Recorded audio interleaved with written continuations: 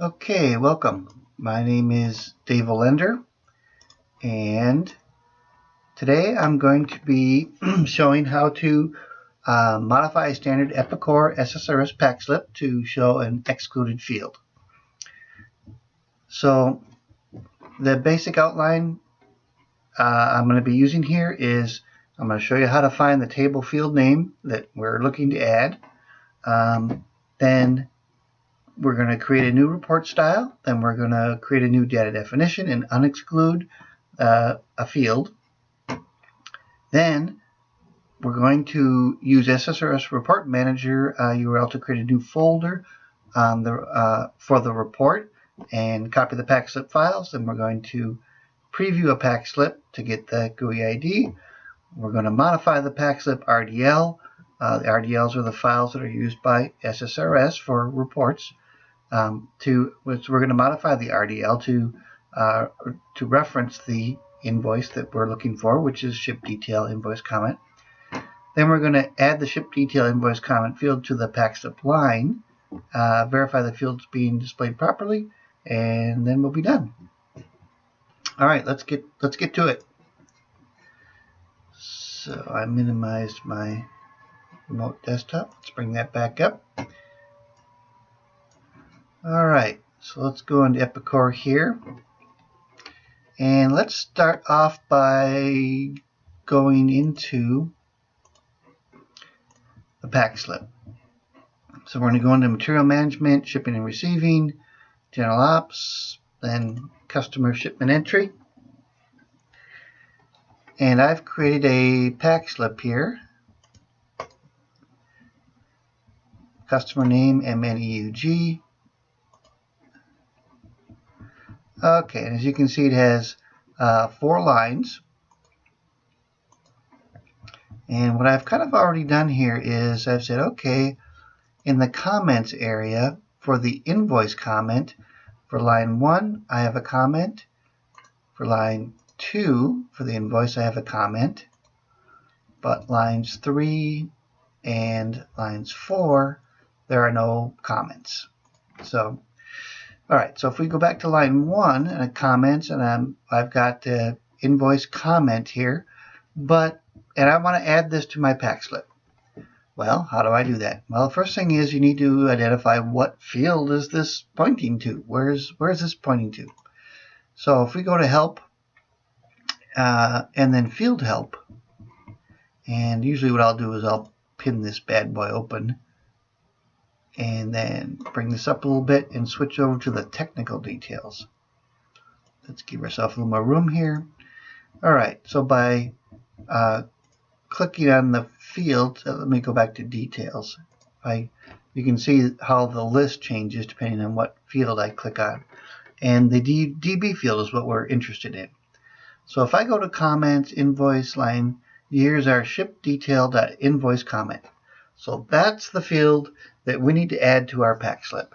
So it doesn't show up now, but that's the field name. All right. So the first step in that process, at least for me, would be to go into the RDD. Now I'm going to change this order a little bit. We already know it's not there. We know it needs to be added. So I'm going to start with the report style. So if you go down to System Management, Reporting, and then Report Style, we want the packslip. And how do you know it's packslip and not customer shipment? How do you know it doesn't start with C? Just experience will tell you that. You have to do some hunting around, and like for instance, the sales order is actually order AC, right? It's not under S's, it's under O. Same thing with the packslip. The menu item is called customer shipments, so you'd think it would be under customers or shipments, but it's not. It's under pack for packslip. So, all right. So the packslip is the style that we're after, and you can see I have some here ready, but we're gonna add a new one. So let's do that. I'm going to say I want a new report style. click on the Styles tab and then Style Detail, and I'm going to call this PackingSlipAddInvoiceComment. And under the report type, we're going to change that to SQL Server. Data definition, we're going to leave that as the standard for now. And the location, I'm just going to put in just random characters for now. And the output is going to be database. So let's go ahead and save this. And since I'm a lazy typist, what I like to do is go into one that I've set up previously, or you can go into their standard SSRS, but I'm going to go into one of mine previously. And I'm going to copy that field. Control A, Control C. And then we come back here and we'll do Control V. All right, so, but we don't want it to point to our customized one. We want it to point to a new one. So we're going to call this MNEUG. So, and for this particular customer, their SSRS reports, the root is called custom reports. And then after that, it's PackingSlipMNEUG. So now this doesn't exist right now. We just made this up. We don't have anything to go there, but eventually we will.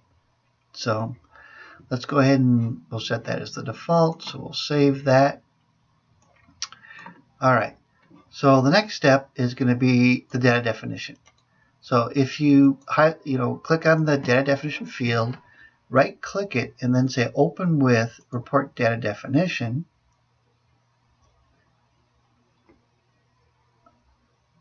We'll give it a moment here.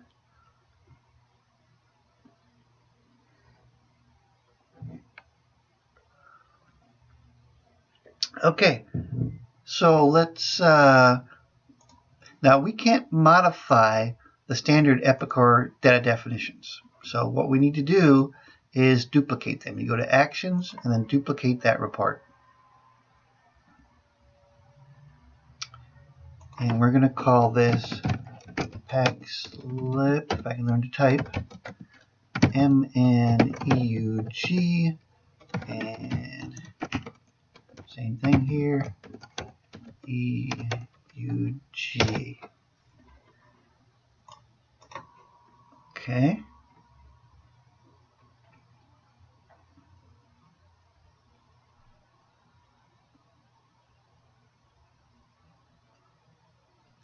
Again, we'll give it a minute to duplicate that. All right. So here's our new data definition for MNEUG. And if you look at the tables, you see there's a goodly amount of tables here, 25 of them to be exact. That's one of the bigger ones. I think the AR form has a number also. So, but the table that we're interested in is the ship detail table. So let's go ahead and click that, highlight that.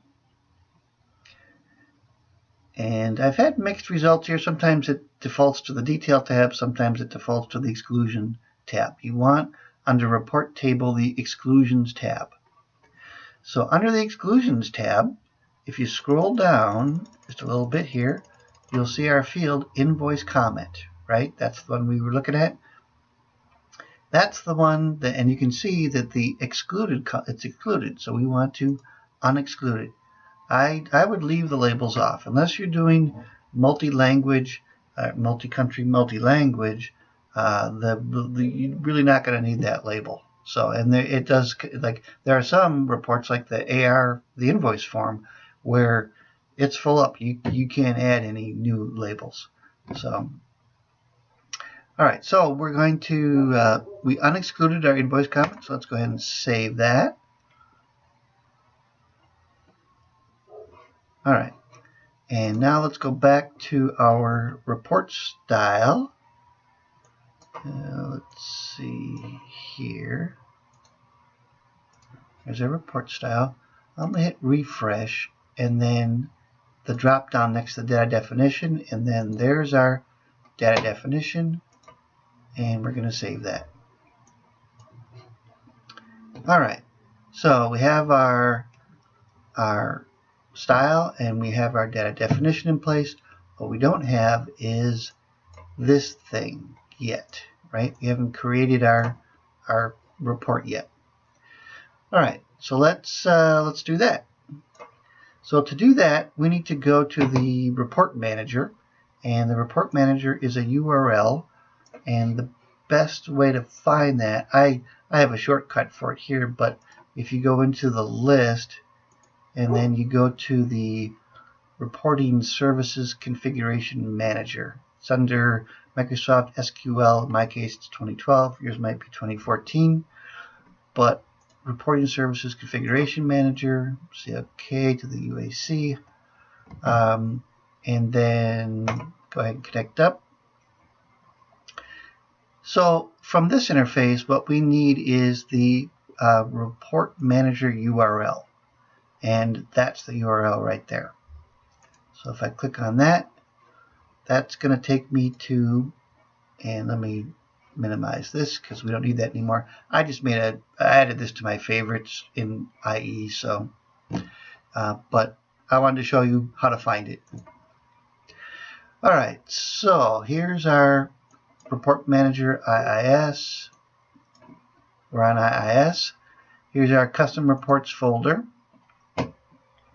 and you can see we don't have, if we go to Detail View, we don't have a PackingSlip MNEUG. So let's add one. So we're going to add an MN, get my cursor out of the way. Oops. PackingSlip MNEUG. And there's our folder. Now, there's nothing in the folder, and what we need to do is go get the files, the PackSlip files. And they're going to be under Reports, and that's going to be, it's alphabetic, so let's go to the PackingSlip. So it turns out there's 3 files associated with the PackingSlip. There's the PackSlip, a Mark IV, and PackSlip Invoice. Mark IV and PackSlip Invoice are sub-reports. PackSlip is the main report. So if you click on the down arrow next to Mark IV, we'll just pick that as the first one. You really can't copy these files. I'm not quite sure why, but you can move them, delete them. Not sure what subscribe even means. You can download them. You know, what I found is the best thing is if you move them, you have to be careful because these are kind of like your template files, right? These are the things that you want to copy. So if you move them, they're not going to be in the original place anymore. And, you know, getting them back means you need to redeploy, and yeah, it just kind of, it's ugly. So the best I found is just download them. And then, so click on download, then do a save as. And in my case, I'm going to put them in my downloads folder under SSRS Scratch. Let's create a new folder here, and we'll call it PackingSlip MNEUG. Okay, there's our Mark IV. We'll save that. Let's do the PackSlip. We're going to put it in the same place. Download, save as.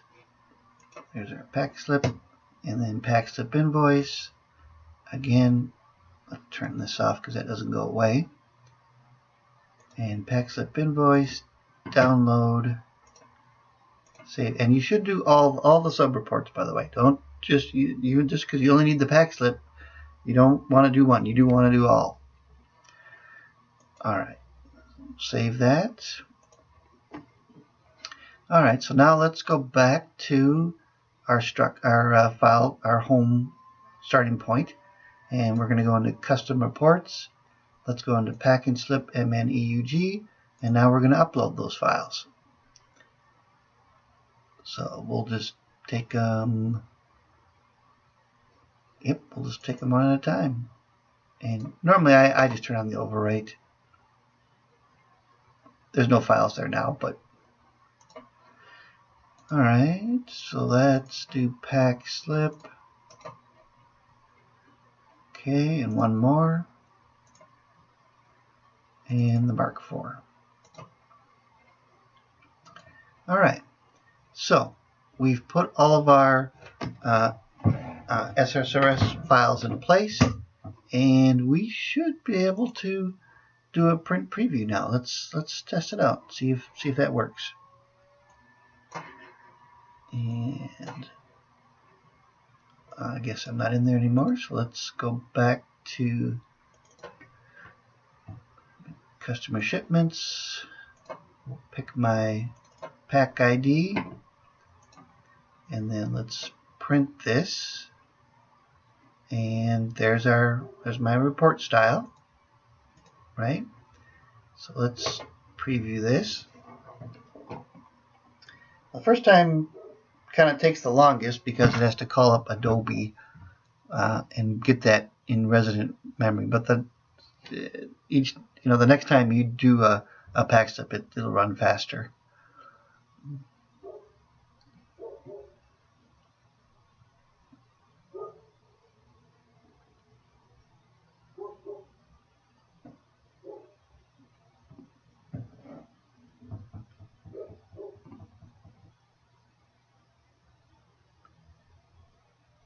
Come on.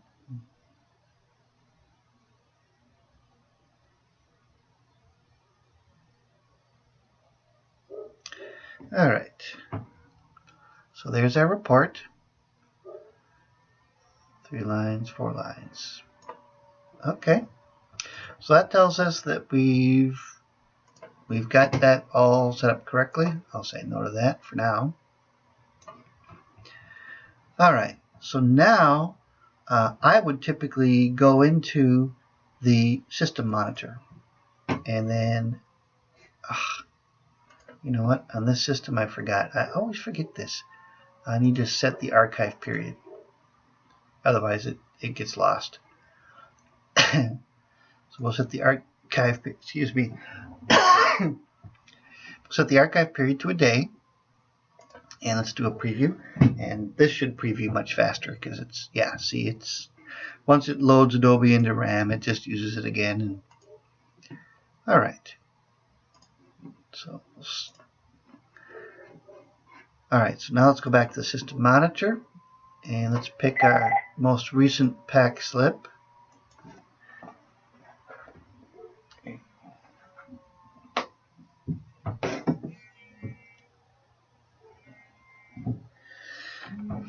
All right.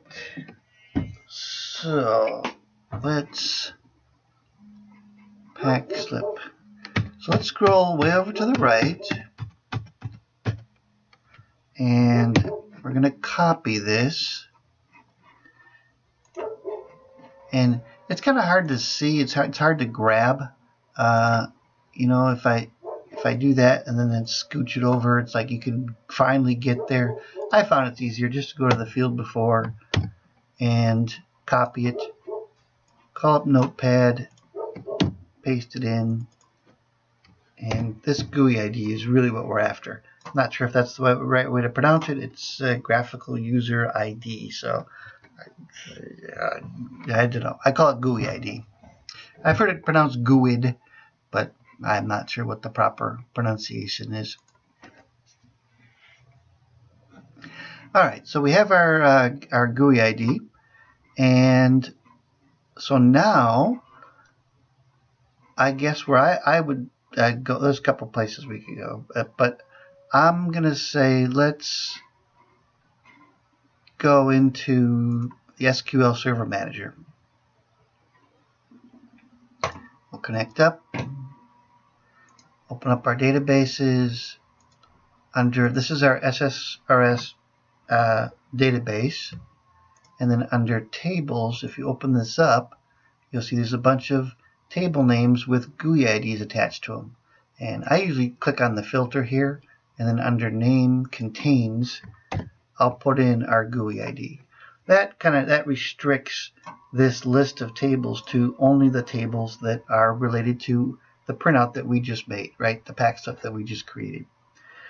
So down here is the ship detail table. So let's right click on that, go into select top 1000. And that's going to give us a list of the records. And why do I only see 2? doesn't look right to me. If it's, I might have the wrong GUI ID. Here's our invoice comment. Let me go back. Let's clear this out. Let's go back to, let's see, System Monitor.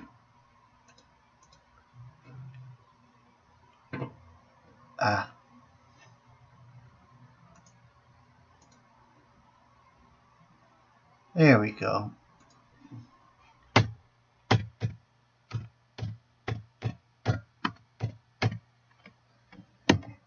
Alright, let's go back to this guy. Oh yeah, that's the right one. Alright, so that's our GUI ID. And sorry about that, got a little mixed up. Let's go back and apply our filter.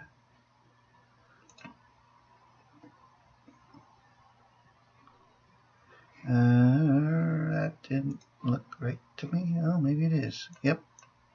Okay. So if we go to ship detail, again, right click, say select top 1000. There we go. That looks more like what I was looking for. Alright, so here's a list of the field names and the data under them, and here we go. Here's invoice comment, line 1, line 2, and 3 and 4 don't have comments. So this is kind of a halfway point for me, I guess, when I'm putting things together, because trying to get fields to show up in the data definition, sometimes it can be tricky just in itself. So by checking here in the database, we know that Epicor has sent things to the SSRS database, and hopefully you can see here why it's going to be difficult to use their standard wizard, because the standard wizard wants to point to a kind of a static a table name. Well, we don't have static table names. The table names change every time for every printout, right? So that gives you, I guess, a little peek under the hood of what they're doing there for SSRS, right? You make a request, it saves it to a database on the SQL server, and then the SSRS uses that data from that table.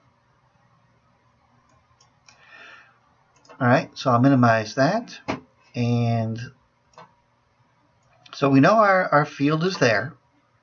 And so the next step is going to be to go into this guy, and if we're still in the custom reports PackingSlip MNEUG, and it's the PackingSlip that we want to modify. So what we're going to do is go into Edit and Report Builder.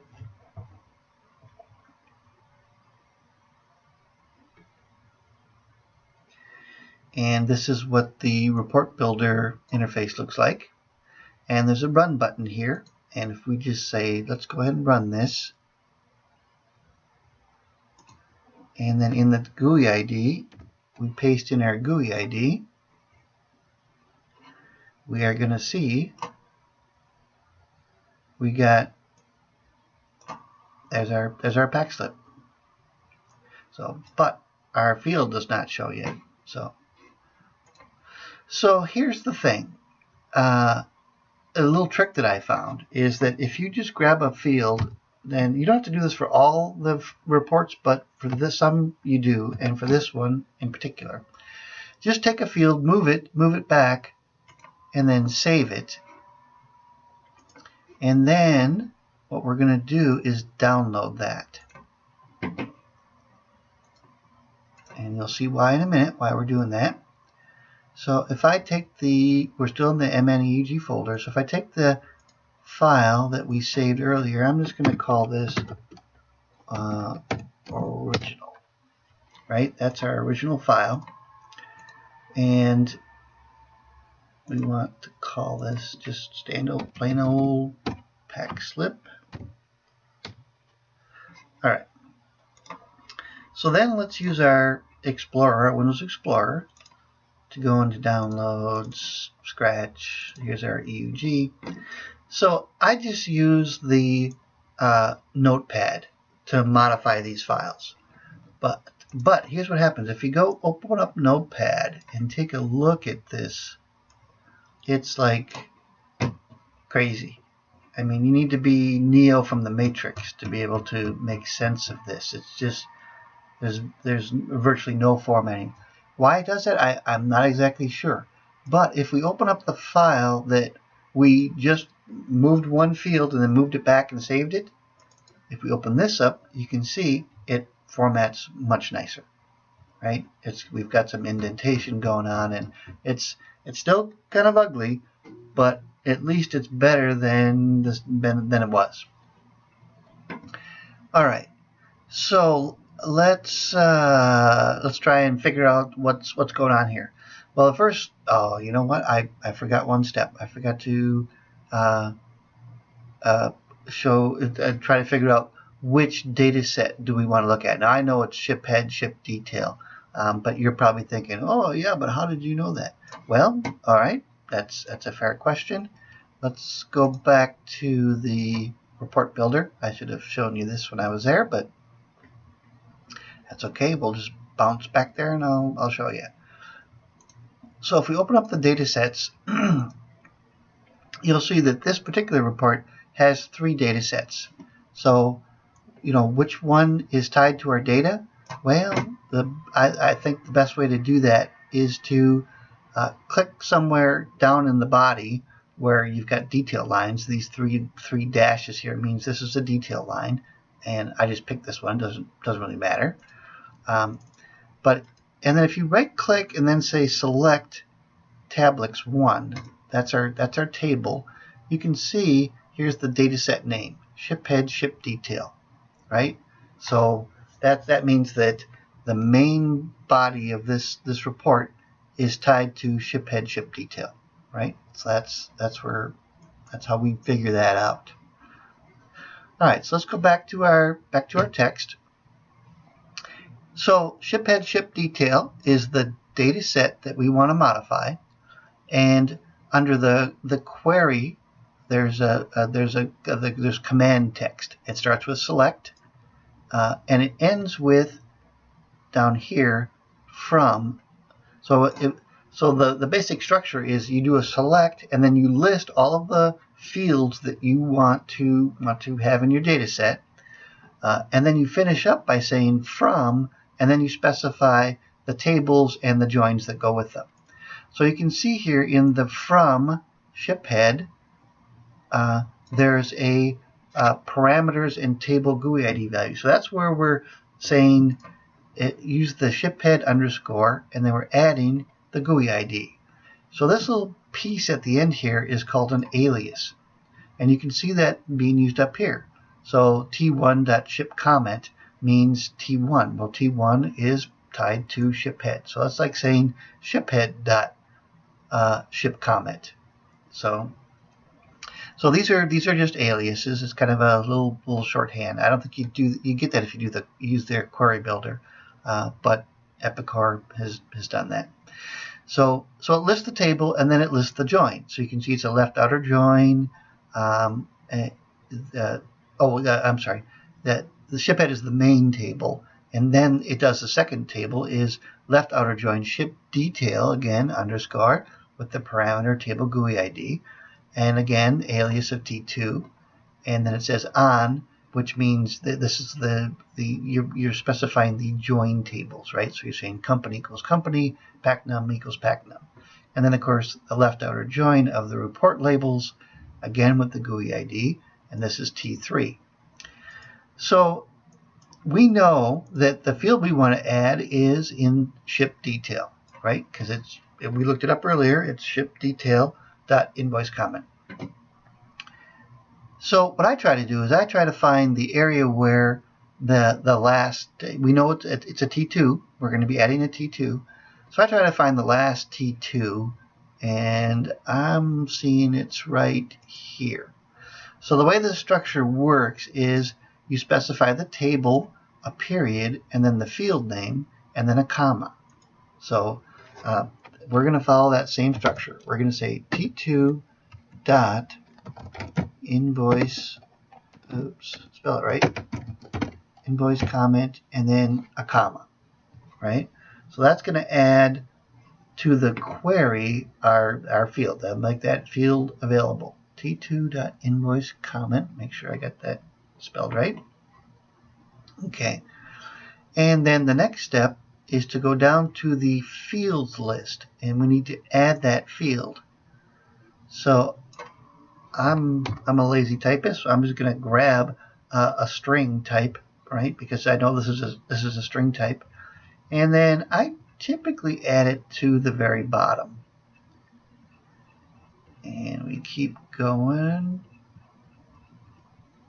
Here's the end of the fields. So I'm going to make a space. We'll put in our copy, and we're going to call this invoice comment,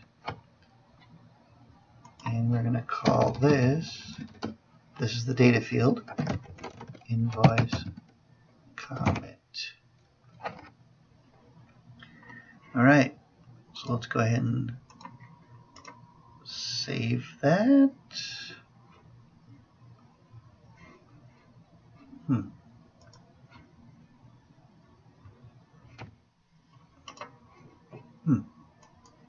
Not sure. Oh, there we go. All right, sorry. All right, so we saved that. So let's bring her in. Let's upload her. So let's upload the file. Browse to the PackSlip that I just created. Again, we're going to include the overwrite. And let's do the same thing. Let's go. We're still in MNUG, so that's good. So we're going to edit in Report Builder.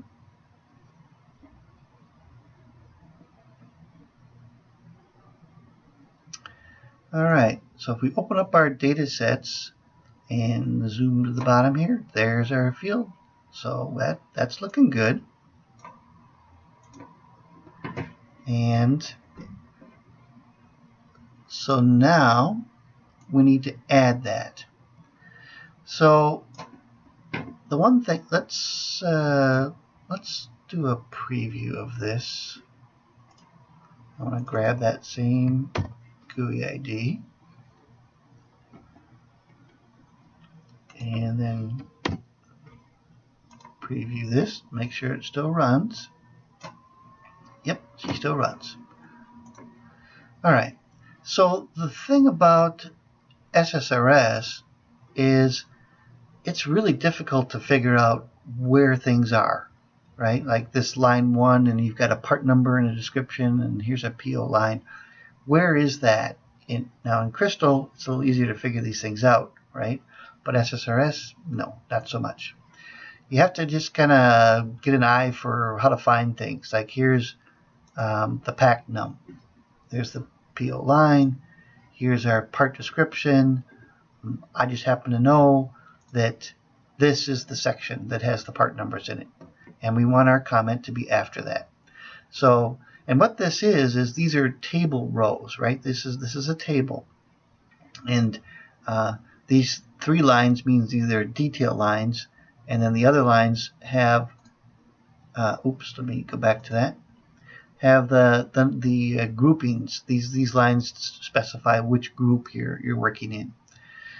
So we want to add our invoice comment right below the part number line, and it's kind of a weird thing. You can't really do below, at least it doesn't work. So what I'll do is I'll highlight the row below the section that I want to add, and we're going to add a row here, right? A table row.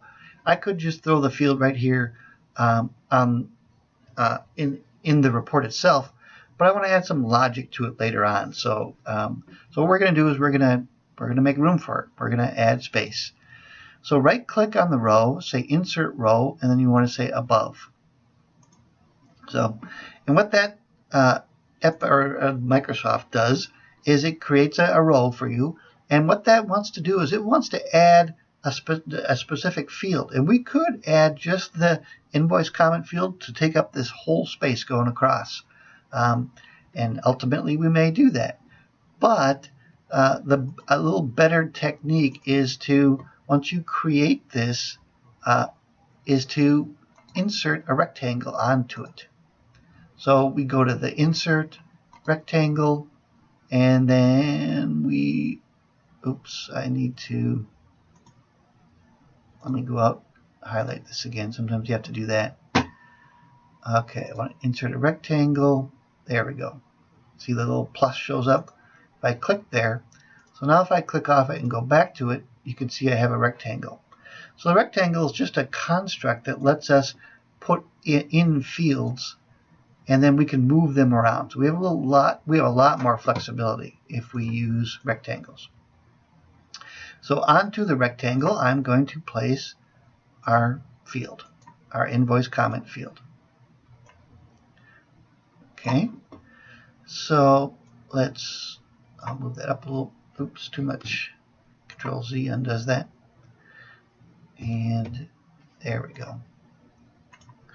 All right, so the next thing we kind of want to do is go to the expression and get rid of the first. It's part of a grouping, and so it's going to use an aggregate syntax, but we don't need it to do that. So I'm going to move that over, and that should be fine. And let's save it, and let's take a first spin. There's our graphical user ID. Oh, the cache got dirty. So let's refresh that. All right. And if we scroll down, there's our line 1 comment. And here's our line 2 comment. And line 3 and 4 don't have comments, but they're also consuming space that they really wouldn't need to, right? So let's go back to this row and let's put in a row visibility. Let's say you want to show or hide based on an expression. So go into the expression editor, and then I would say immediate if, and then let's pick, I like using the length command. So if the length of, and then if we pick our, under fields, go down and pick our invoice comment field. Yep, and there's no first there, it's just, yep. All right, so if we see if the length of the comment value is greater than, or let's say, we'll just say if it equals 0, then true. Otherwise, false. So that's going to say if the invoice comment value, if the length of the invoice comment value equals 0, then true, or hide this row. Otherwise, show it. So let's say OK to that. Say OK to that. Let's save it. Let's run it. Okay, there's our GUI ID. And let's see. Okay, so you can see this. There's room before the our part. There's the comment, and for lines 3 and 4, the our part is right, nice and tight. Right, the code's nice and tight. So the other thing that I typically do that I didn't do here is change the padding to 0. If you want nice tight code, make the padding 0. Right, that's going to allow you to keep everything nice and tight, and we'll adjust the height of this just so we're not taking up too much room. Let's preview it one more time. Okay, it's still kind of messy, right? But here's our line 1. There's our comments added, and the code is nice and tight. So that's pretty much it. Yeah, if anyone has any questions, don't feel free to ask. Thank you for your time.